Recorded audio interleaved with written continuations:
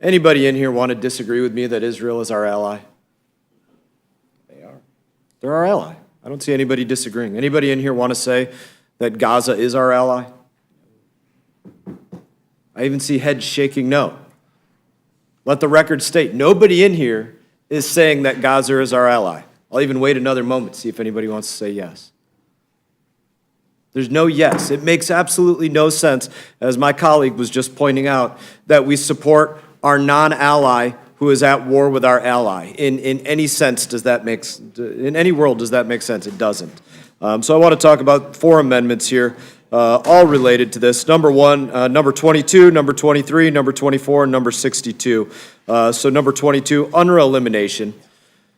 The underlying text of this bill has already purported not to allow funds to go to UNRWA, but in this bill, I think it's important that we go further to work to eliminate UNRWA and make it known that it is specifically, as it states in this amendment, U.S. policy that UNRWA should be disbanded, and directs the President to take actions to achieve that policy, specifically through a couple of ways: coordinating international efforts to achieve the policy of disbanding UNRWA by removing all UNRWA facilities from the United States, by conditioning assistance to foreign countries on them adopting the policy of disbanding UNRWA, and of course by prohibiting all U.S. funds from going to UNRWA, like what is also, again, purported in this bill. It's in the underlying text of this bill not to put funds in there for a reason, because we know that there are serious problems with UNRWA, dating back many, many years, just from their constant instruction of Jew hate within the schools that they work in, to the participation of UNRWA employees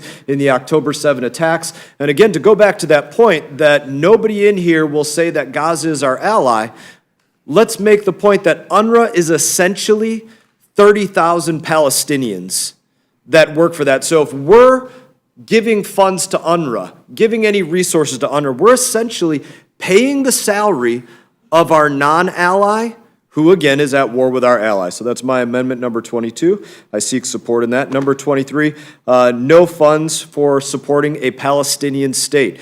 As we speak, the United Nations is working on voting on recognizing Gaza, the Palestinian people, as a Palestinian state. I'd like to add to this bill through amendment number 23 that no funds shall be used to support a Palestinian state. Again, we would be looking at a state being created that the United States of America would immediately have to label a state sponsor of terror. That's what would become of a Palestinian created state. We would have to call it that. Why would we give $1, 1 ounce of support to an entity that we would have to label a state sponsor of terror?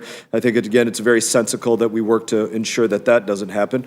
Moving to amendment number 24, expedite funds to Israel, making sure that from enactment of this bill, should it be enacted, that those funds reach Israel no later than 30 days. I think it's important. We've seen, unfortunately, very partisan support for Israel. It dates back to the previous conflict of rocket attacks being fired into Israel that the chairman that was brought up before, Chairman Meeks, Foreign Affairs Committee, literally worked to hold up arms transfers to Israel in a time that they were working to defend themselves through the Iron Dome system from rocket attacks coming in yet again from Gaza. It's well known that the chairman, ranking member of Foreign Affairs, also Armed Services, they need to sign off on arms transfers. They were specifically working to not sign off on those so that in a time of war, our ally was essentially being sanctioned. We see a bill where 40 members of the Democrat Party have signed on to not have arms transfers to Israel, essentially asking to sanction our ally against our non-ally who's at war. And that can't take place. We need to ensure that should this pass, those resources get there immediately. Final amendment, number 62, do not build or rebuild Gaza. The American people have absolutely no business putting $1 towards building a port in Gaza, a building in Gaza, anything in Gaza. Our resources do not belong building or rebuilding the infrastructure of our non-ally who conducted a genocide against our ally. And in that, I thank the chairman for recognizing me for the time.